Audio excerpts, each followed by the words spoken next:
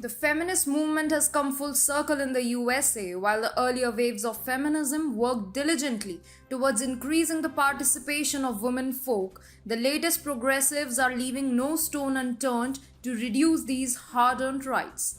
Hi and welcome to TFI Global, the foreign affairs and geopolitical analysis arm of the TFI Media Group. I'm your host Vedika. Let's begin. The worst form of poetic crime is being committed in the USA. In the name of progress and change, the space for biological females is being reduced as they are forced to accommodate any and everyone who merely identifies as a woman at their own expense. While this has been a developing trend, the latest happening is an addition to such actions that have hurt the women's rights movement considerably. Hey, it's me Atul. I started this channel. We started small, we went big. Suddenly, the whitey police was after us. We dodged and ducked, but the algos got us really bad. So we designed our own app. It's free. We never asked for money, we never will. But the droid called us too sensitive and blocked us. We still have an Apple app. Join us and fast, because if you don't, we will cease to exist. Check out the link in the description.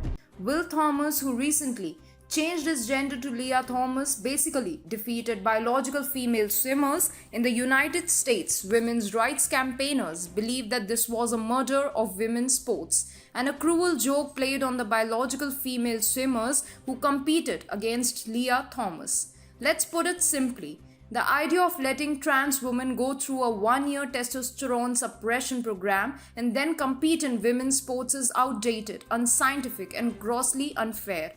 While this was already a controversial development, the US elites and woke class are not at all concerned with the plight of women. Progressives' quest to re-engineer basic biological reality in front of our eyes has had a banner week. In the same week that Lia Thomas, a guy posing as a woman, defeats the top female athletes in the country at the NCAA Division I Swimming Championships, USA Today names Rachel Levine, another man posing as a woman, as one of its Women of the Year. In the Biden administration, Levine is the Assistant Secretary of Health and Human Services. We are told that his qualification for the job was a spectacular performance as Pennsylvania's health secretary during the COVID pandemic. In addition to implementing one of the harshest lockdowns in the country and handing on a vaccine distribution disaster to his successor, Levine demanded that nursing homes accept COVID-infected patients. According to reports, Levine oversaw the implementation of recommendations mandating Pennsylvania nursing homes to accept COVID-positive patients discharged from the hospital.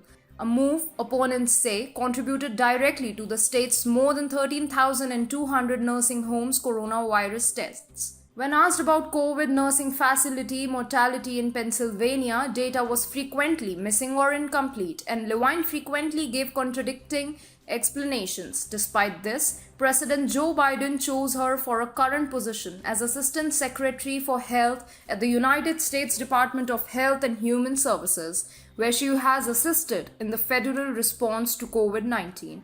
Levine was asked in an interview for USA Today about the honor of being named Women of the Year. He retorted, "I believe that you must be true to yourself and who you are, no matter who you love, no matter who you are, no matter what your gender identity, sexual orientation or anything else. You have immense worth, and to be true to that. Then everything else will fall into place."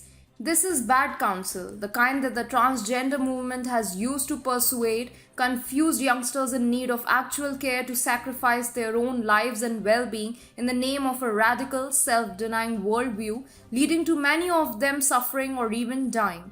Rachel Levine is using his platform to promote this, and USA Today is hoping to spread it by giving him yet another one in the first place.